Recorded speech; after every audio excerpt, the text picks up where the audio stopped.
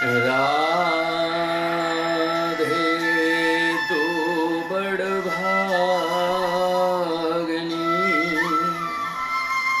कौन तपस्या कीन, तीन लोग तारन तरन, सो तेरे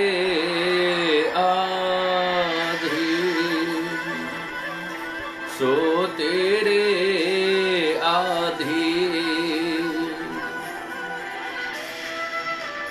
आप सभी भक्त वृंदों को पुनः सादर जय श्री कृष्ण।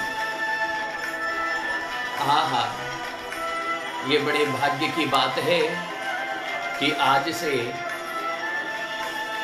आप किशोरी राधा रानी की हमारे ब्रज में जो अष्ट सखियां हैं, उन अष्ट सखियों की दिव्य लीला और लीला में प्रवेश करने का सौभाग्य उनको कैसे प्राप्त हुआ, ये सब सुख सुनने के माध्यम से, श्रवण शक्ति से। क्योंकि गोपी गीत में गोपियां कहती हैं कि श्रवण मंगल, सुनना अति मंगलकारी है।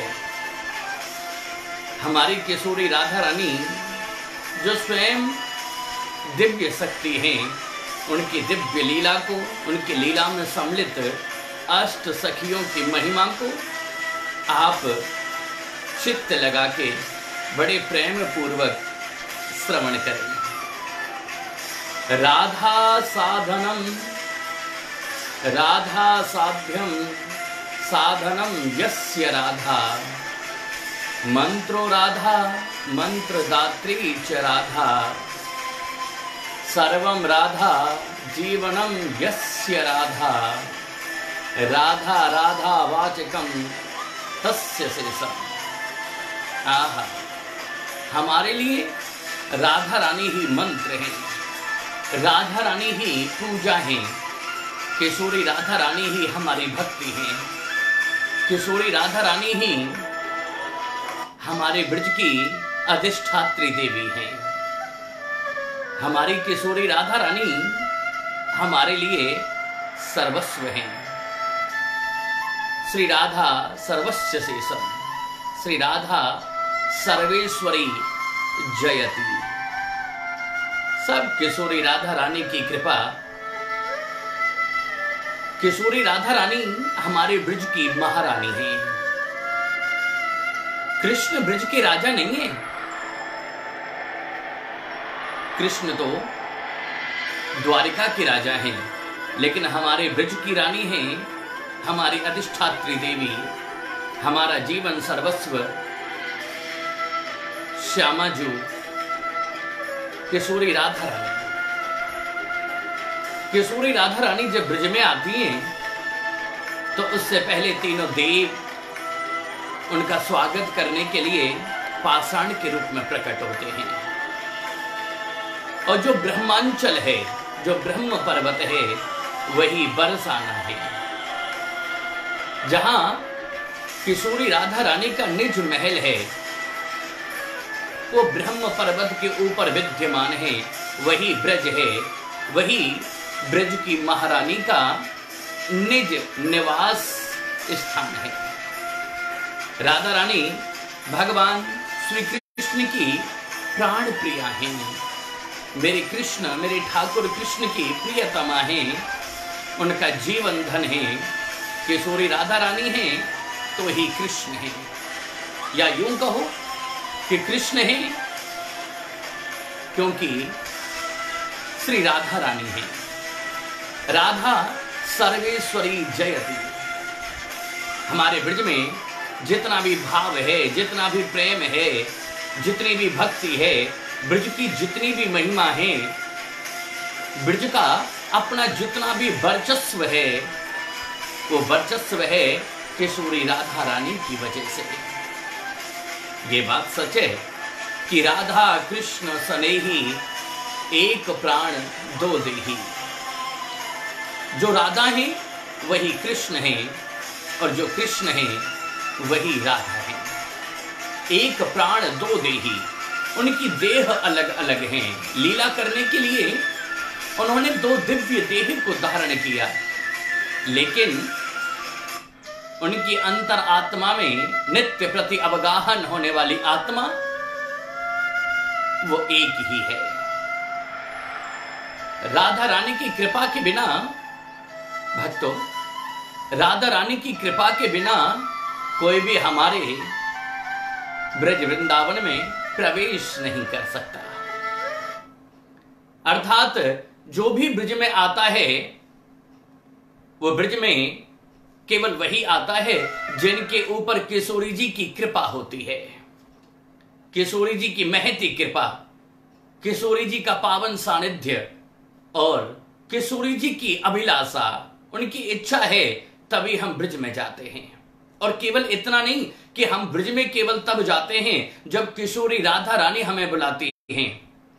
सत्य तो यह भी है कि किशोरी जिसे चाहते हैं, चाहे वो संसारी जीव कितने भी साधन, कितनी भी सांसारिक प्रलोभन में क्यों ना फंसा हुआ हो, जिसे किशोरी जी चाहती हैं वो ब्रज में प्रवेश कर जाता है।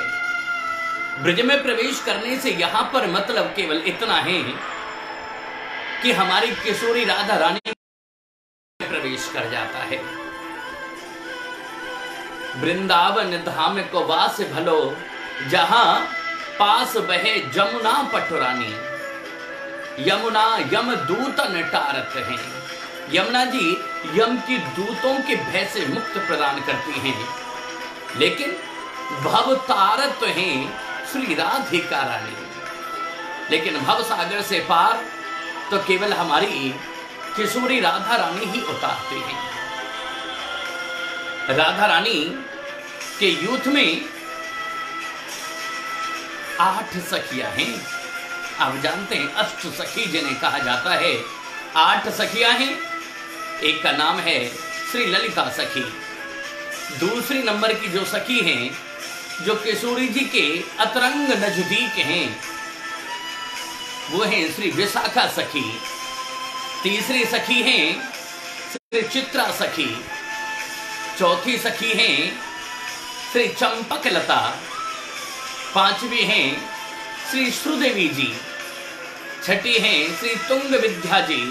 7वीं सखी हैं इंदुलेखा। और 8वीं किशोरी राधा रानी की जो निज लीला में प्रवेश करती हैं, वो सखी हैं श्री रंग देवी जी। राधा रानी ने अपनी सखियों को अलग अलग यूथ में बांटा हुआ है। कुछ सखियां किंकरी हैं। किंकरी माने जो किशोरी जी की आत्मा को समझती हैं, जो किशोरी जी की आत्मा की सेवा करती हैं। कुछ सखियां हैं जो महाराज मंजरी हैं, जो किशोरी राधा रानी के मन की गति को जानती हैं। और कुछ सखी हैं जिन्हें संज्ञा दी है सहचरी की, जो सहचरी हैं, जो किशोरी जी के साथ साथ रहती हैं, किशोरी जी की नित्य लीला में किशोरी जी के साथ निरंतर रहती हैं, वो सहचरी। 3 श्रृंखलाओं में किशोरी राधा रानी ने अपनी सखियों को बांटा है। आहा, आज से पूर्व आपने ठाकुर जी के अष्ट सखाओं की दिव्य, सुंदर और मनोहारी उनके चरित्र, मंगलकारी उनके पद, मंगलकारी उनके जीवनी रूपी भक्ति को हमने श्रवण किया। और आज किशोरी राधा रानी की अष्ट सखियों के बारे में बड़ी भाग्य की बात है। सही बात कहूं तो जब तक किशोरी राधा रानी की कृपा ना हो, आप ना तो किशोरी राधा रानी के वृंदावन को समझ सकते हैं, ना किशोरी राधा रानी को समझा जा सकता है, और ना ही किशोरी राधा रानी की इन अष्ट सखियों को। जो किशोरी राधा रानी की इन अष्ट सखियों को समझ लेगा, अर्थात वो राधा रानी की भक्ति में प्रवेश कर पाएगा। सबसे बड़ी सखी हैं ललिता सखी। जय हो ललिते। ललिता सखी राधा रानी की सबसे प्रिय सखी हैं, जो राधा रानी की निकुंज की लीलाओं में उनकी लीलाओं की साक्षी हैं। एक एक लीला किशोरी जी जब करती हैं तो ललिता सखी प्रत्येक लीला की भूमिका को विद्यमान करती हैं, उनके अनुरूप वो व्यवस्थाएं करते हैं कि किशोरी राधा रानी निकुंज में अपने प्रियतम, अपने प्राणधन नंद नंदन श्री कृष्ण के साथ प्रेम के बंधन में बंध करके और अपनी दिव्य लीला का अवगाहन कर सके। ब्रज में जब भगवान शंकर भगवान कृष्ण के दर्शन के लिए आते ना, तो वो सखी भाव में आए हैं, नृत्य करते हुए। भगवान शंकर भी ब्रज में जब आए तो सखी भाव में, लेकिन सखी भाव की ये जो ज्ञान की पराकाष्ठा है, सखी का भाव हृदय में कैसे विद्यमान हो, ये भाव जानने के लिए, इस भाव को अपने हृदय में विद्यमान करने के लिए भगवान शंकर भी ब्रज में कृष्ण के दर्शन करने से पहले किशोरी राधा रानी की प्रथम और अतिशय जो नजदीक सखी है ललिता सखी, इनसे आकर के दीक्षा लेते हैं। हमारे ब्रज में ध्यान रखना कि जब भगवान शंकर ब्रज में प्रवेश करते हैं तो सखी भाव में करते हैं, अतः हमारे ब्रज में केवल सखी बनकर ही प्रवेश करना चाहिए। यहाँ पर पुरुष बनकर भगवान की निकुंज की इन लीलाओं में प्रवेश करना जीव के लिए संभव नहीं है। और अगर बिना सखी भाव के आप ब्रज भूमि में प्रवेश करते हैं, किशोरी राधा रानी के निकुंज में प्रवेश करते हैं, तो उस निकुंज की लीलाओं से आप वंचित रह जाते हैं। आहा, ये वही ललिता सखी हैं जो राधा रानी की तरह कृष्ण को अपने पति रूप में, अपने प्राणधन के रूप में, अपने प्रियतम के रूप में पाना चाहती थी। किशोरी राधा रानी ने कृपा की तो वही ललिता सखी अगले किशोरी राधा रानी से प्रार्थना करती है कि हे स्वामिनी जी, आपके तो प्रियतम हैं कृष्ण, क्या मैं भी कृष्ण को प्रियतम के रूप में प्राप्त कर सकती हूँ? किशोरी राधा रानी मुस्कुराई, अपनी अहेतु की कृपा करी। तब ललिता सखी अगला अवतार ब्रज में लेकर के आती हैं स्वामी श्री हरिदास जी के रूप में। और श्री हरिदास जी जो ललिता सखी का अवतार है, निकुंजवन श्री वृंदावन में, निधिवन में अपनी अनन्य भक्ति की आभा से कृष्ण को बांके बिहारी जी के रूप में प्रकट होने के लिए विवश कर देती है। और ये जो ललिता सखी है ना, ये किशोरी राधा रानी की अतरंग लीलाओं की साक्षी भी है। किशोरी राधा रानी जो भी लीलाएं करती हैं, उन सब लीलाओं की साक्षी हैं ललिता सखी। चाहे बन गए नंदलाल लिलिहार की लीला गुदवाली प्यारी, कोई भी लिलिहारी की लीला है, या श्याम चूड़ी बेचने आया, कन्हैया चूड़ी बेचने के लिए आए हैं, ललिता सखी से शर्त लगी और ये दिव्य ब्राह्मण का भेष बना करके चूड़ियां लेकर के बरसाने में, नंदगांव से और बरसाने में पहुंचते हैं। माने भगवान कृष्ण जितने भी राधा रानी को सम्मोहन करने के लिए, राधा रानी को रिझाने के लिए जितनी भी दिव्य लीलाओं का रसस्वादन कराते हैं, उन संपूर्ण लीलाओं में ललिता सखी प्रधान है। क्योंकि ललिता सखी के बिना श्याम सुंदर एक भी लीला बरसाने में नहीं कर सकते, किशोरी राधा रानी के सम्मुख नहीं कर सकते। प्रधान सखी है ललिता सखी। जो ललिता सखी चाहती हैं वही किशोरी राधा रानी चाहती हैं, या जो राधा रानी के मन का भाव है वो ललिता सखी समझ जाती हैं और उसी प्रकार की रूपरेखा का निर्माण कर देती हैं। किशोरी राधा रानी की इसी प्रकार दूसरे नंबर की सखी हैं विशाखा सखी। ललिता और विशाखा, आहा, विशाखा सखी भी राधा रानी की अतरंग मंजरी सखी हैं, जो मन की गति से चलती हैं। जो राधा रानी के मन में आता है विशाखा सखी वही लीला करने के लिए तैयार हो जाती हैं। विशाखा सखी के पिताजी का नाम है पावन गोप, ये पावन गोप इनका नाम है, और माता का नाम है देवदानी गोपी। और ये वासी हैं नंदगांव के पास एक गांव है आजनौक, ये आजनौक के वासी हैं। इस गांव का नाम आजनौक क्यों पड़ा मालूम? प्रेम से बोलो जय श्री कृष्ण। आजनौक नाम इसलिए पड़ा क्योंकि एक बार प्राणधन मोहन अपनी प्रियतमा किशोरी राधा रानी को रिझाने के लिए उनका श्रृंगार करते हैं। उनका श्रृंगार हुआ और श्रृंगार के बाद आंखों में जब काजल अंजन लगाने की बारी आई तो इसी गांव में आजनौक में ही एक दिव्य सरोवर है। उस सरोवर की जो रज है वो रज राधा रानी के नेत्रों में लगाई, अंजन को ही आजनौक नाम से प्रसिद्धि प्राप्त हुई। आहा, विशाखा सखी गौरांगी रंग की है, इनका रंग है गौरांगी, गौरांगी रंग की है विशाखा सखी। और ठाकुर इनका काम क्या है? ठाकुर जी को हास्य परिहास करके हंसाती रहती है, निरंतर नित्य प्रति हंसाने का काम है। विशाखा सखी प्रिया प्रीतम को सुगंधी इत्र सेवा करती हैं,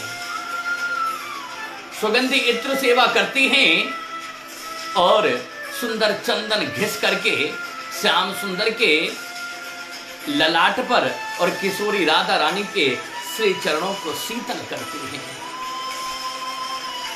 ललिता सखी की आज्ञा से ही ये विशाखा सखी किशोरी राधा रानी और नंद नंदन श्री कृष्ण की दिव्य लीलाओं में अवगाहन करती हैं, अर्थात प्रवेश करती है।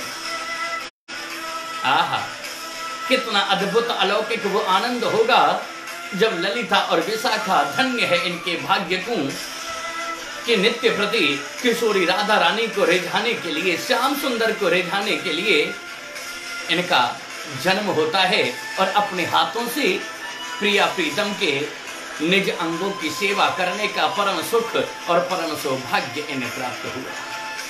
भक्त वृंदो, अगर हम भी अपने घर में इत्र सेवा ठाकुर जी के अंगों पर लगाएं, चंदन घिस के उनके मस्तक पर लगाएं, किशोरी जी के चरणों में लगाएं, तो हमारे मन में भी ऐसा भाव आता है कि हम भी ललिता और विशाखा सखी बन जाएं। आहा, धन्य है ऐसे भाग्य को। आज आपने ललिता और विशाखा किशोरी राधा रानी की दो सखियों के बारे में सुना।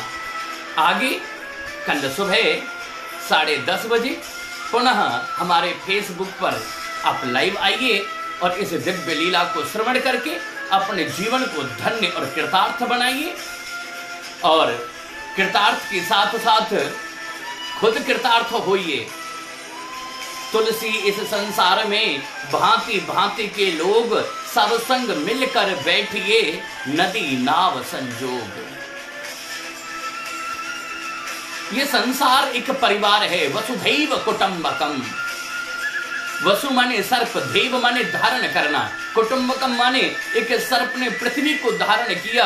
उस पृथ्वी के ऊपर चराचर जगत में जितने भी जीव हैं, जितने भी जीवात्माएं हैं, वो सब एक परिवार हैं। अतः संपूर्ण परिवार को, अपने नगर को, अपने रिश्तेदार मित्रों को, सबको ये दिव्य लीलाओं का आनंद प्रदान करें। ज्यादा से ज्यादा आनंद प्रदान करने के लिए